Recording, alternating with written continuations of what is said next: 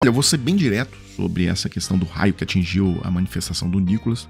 Eu acho que foi um aviso, e é uma questão divina, sim, tá? Avisando, olha, esse movimento aí, ele é um movimento de Satanás. Esse movimento do Nicolas, vocês estão seguindo as lideranças erradas. E aí, prestem atenção, porque eu vou colocar aqui na tela agora a foto do André Valadão com o Nicolas, né? O André Valadão lá da Igreja da Lagoinha. O André Valadão criou aquele novo conceito de área VIP dentro das igrejas, né? Então você paga lá um valor a mais e aí tem uma área reservada para quem é mais rico e tal, fica mais próximo ali do palco, eles chamam de palco mesmo, né? E ele introduziu esse conceito na Igreja da Lagoinha do Alphaville, em São Paulo, e depois expandiu isso aí para as outras igrejas. Eu acho que isso aqui foi a gota d'água. Isso aqui, Deus olhou isso aí e falou, não, aí tudo tem um limite, né? Isso aqui é inaceitável. E aí deu essa chamada, não matou ninguém, mas é um aviso, né? Porque eles já vinham passando de todos os limites há muito tempo. Ou seja, esse pessoal que pediu golpe, tortura, passaram décadas aí pedindo tortura, golpe militar e assassinato de adversário político, e AI-5 e tal. E o pior é que eles fazem tudo isso ainda usando o nome de Deus, né? Aí eu acho que tudo chega no limite, né? E os sinais estão aí.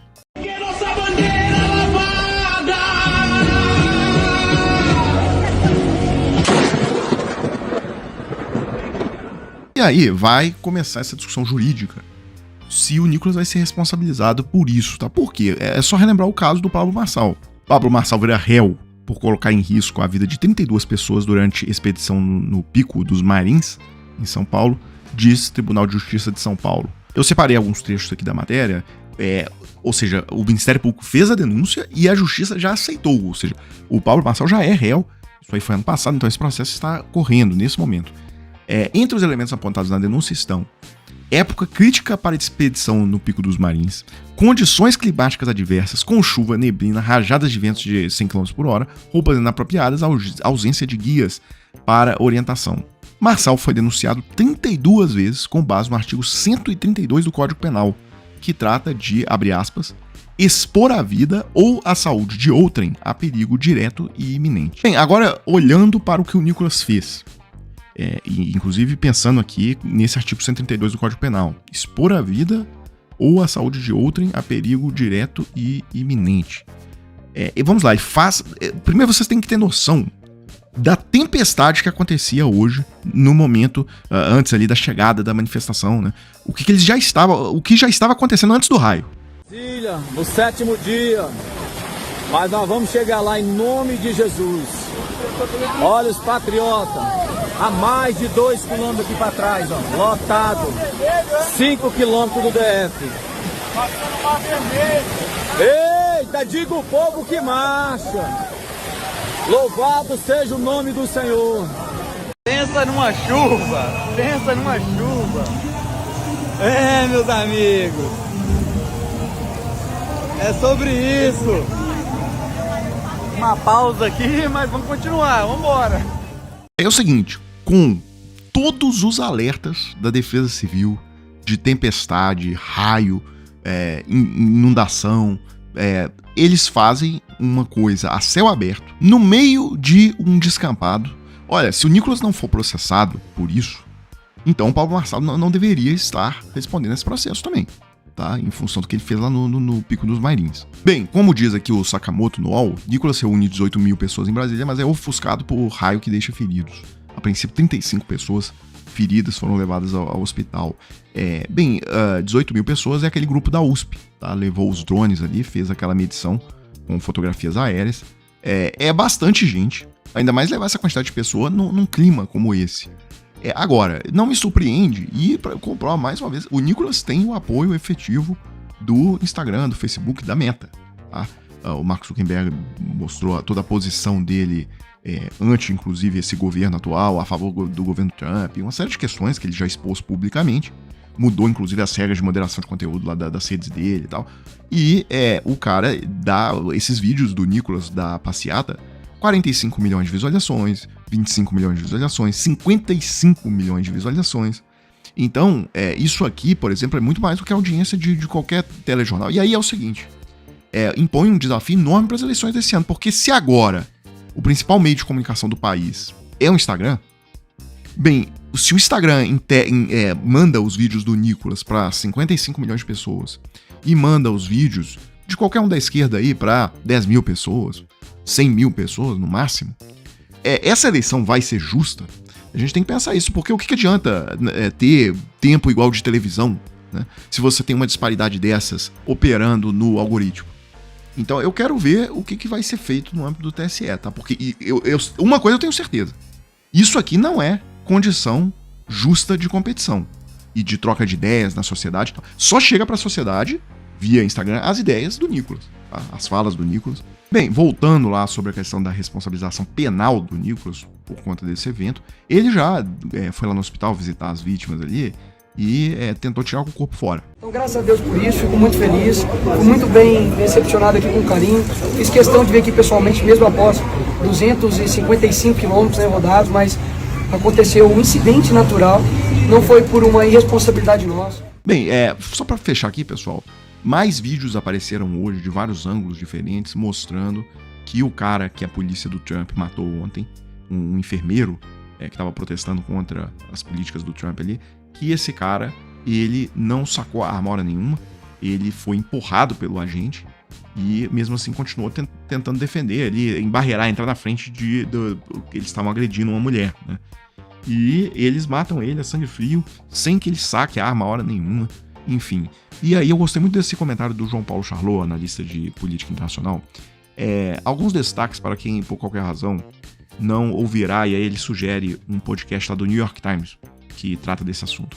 Mas ele diz, olha, o ICE, né, essa polícia imigratória, existe desde 11 de setembro de 2001, tá? Desde o atentado contra as Torres Gêmeas. Sob Biden, também prendia e deportava, mas agia contra indivíduos específicos com mandato. Ou seja, era uma coisa se a pessoa tinha um mandado judicial, ia lá cumprir o mandado, tá? Contra pessoas específicas. Não era chegar numa obra e sair capturando as pessoas no telhado da obra como eles fazem hoje, tá? Ou parando as pessoas na rua e quebrando o vidro do carro e abduzindo as pessoas. Aí ele diz, agora estão nas ruas em ações ostensivas e indiscriminadas, causando terror. Trump aumentou enormemente o recrutamento de novos agentes, fez isso incorporando pessoas inexperientes e ligadas a grupos supremacistas brancos, deu carta branca e incentivou o choque e a violência policial como método. Com a diminuição da chegada de imigrantes na fronteira sul dos Estados Unidos, Trump deslocou para dentro do país os Borders Patrol, reconhecidamente um corpo policial extremamente violento e pouco regulado. Até hoje, os estudiosos da extrema-direita com os quais converso sempre rechaçaram a afirmação de que a atual extrema-direita é fascista. Diziam que faltava o elemento de violência armada, de milícia pretoriana, uniformizada, de coturno, batendo de porta em porta. Eis que agora temos o ICE. Uma questão aqui que o Charlot não falou, mas eu vou falar, porque eu li isso aqui, se eu não me engano, no New York Times ou no Político, em algum desses sites, agora não lembro de onde, mas é sobre as condições às quais se ocorrerão as eleições midterms em novembro desse ano. Se vai ter eleição de verdade, tá? Porque o Trump está tentando melar essa eleição, ele fez aquela questão de redesenhar os distritos, inclusive agora o Texas fez para beneficiar os republicanos, e aí a Califórnia contra-atacou, ele entrou na Suprema Corte querendo invalidar essa mudança dos distritos só da Califórnia. Por exemplo, se tiver uma pichotada dessa da Suprema Corte, só anulando a redistribuição dos distritos na Califórnia e não anulando nos outros estados, lá Carolina do Norte, Texas, etc., já melou a eleição. Isso já vai dar a vitória ao Trump, aos republicanos. Mas, além disso, ainda há um problema que ficando tudo do jeito que está, ou seja, o novo mapa da Califórnia sendo mantido e o mapa do Texas, o mapa da Carolina do Norte também sendo mantido. Bem, isso significará que haverá apenas 11 disputas reais. Tá? Em todos os outros distritos, já está mais ou menos decidido que será ou um deputado republicano ou democrata, porque o distrito ficou muito não competitivo. Tá? A diferença é muito alta nas pesquisas. Então só existem atualmente 11 distritos competitivos, em que realmente tem uma disputa que pode, uma diferença pequena que pode dar qualquer um dos lados. E se o Trump usar essa força policial para intimidar, para causar distúrbios em locais de votação que ele sabe que são mais democratas, e nesses 11 distritos, porque você não precisaria fazer uma coisa nacional para sabotar a eleição, uma coisa muito ostensiva. Basta agir de maneira pesada nesses 11 distritos. Por exemplo, se esses caras montarem blitz ali na porta dos pontos de votação, Isso tem potencial, por exemplo, para atrapalhar, para intimidar o voto latino, o voto negro.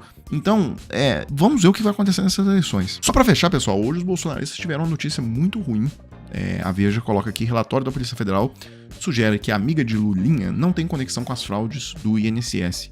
Agentes analisaram o material apreendido na casa de Roberta Luxinger e não encontraram indícios de conexão dela com as investigações.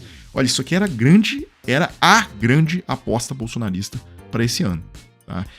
Que essa Roberta Luxinger teria ali algum tipo de contato com o careca do INSS e, a partir disso, fazer o link do careca do INSS com o Lulinha. E, a partir disso, tentar dinamitar ali a imagem do governo e tal. Então, essa era a grande aposta. E aí, a Polícia Federal entrou na casa da Roberta Luxinger, fez a busca e apreensão e, após a análise de tudo que eles aprenderam lá, eles disseram isso, né, que não encontraram nada que a ligue ao esquema do INSS. Chegamos naquele momento do vídeo em que eu falo com vocês daquela oportunidade para se trabalhar de casa, 100% home office, você que está precisando de um dinheiro extra, ou você que está precisando até mesmo da fonte primária de renda. Olha só, eu trouxe alguns novos depoimentos para vocês de pessoas que procuraram o Clayson e obtiveram um excelente resultado. A Maria, por exemplo, relata que estava desempregada, então ela está por conta, ela é dedicação exclusiva, tá? E tirou, por exemplo, $984 esse mês, fazendo a conversão das aproximadamente R$5.500. Agora, mesmo para você que não está na condição de desempregado, a gente tem aqui, por exemplo, o depoimento do Carlos Matos. Ele é uma pessoa que procurou o Clayson, mas ele tem outro emprego. Ele dizendo aqui, olha, hoje, por exemplo, cheguei exausto depois de mais de 10 horas no trabalho lá na fábrica e estou aqui, né, dedicando e tal, queria compartilhar o resultado de um mês, $643, tá? Ou seja, conseguiu aí aproximadamente R$3.200, sem ser dedicação exclusiva, tá? Só reforçando aqui, não é bet, na casa de aposta, não é nada disso, isso aqui é trabalho sério. Então, se você tiver interesse nessa oportunidade, pode clicar no link que tá aqui abaixo na descrição do vídeo e você vai conversar lá com o Clayson, que vai te explicar tudo direitinho, você vai compreender exatamente do que se trata. Pessoal, então é isso, eu fecho agora e volto numa próxima oportunidade.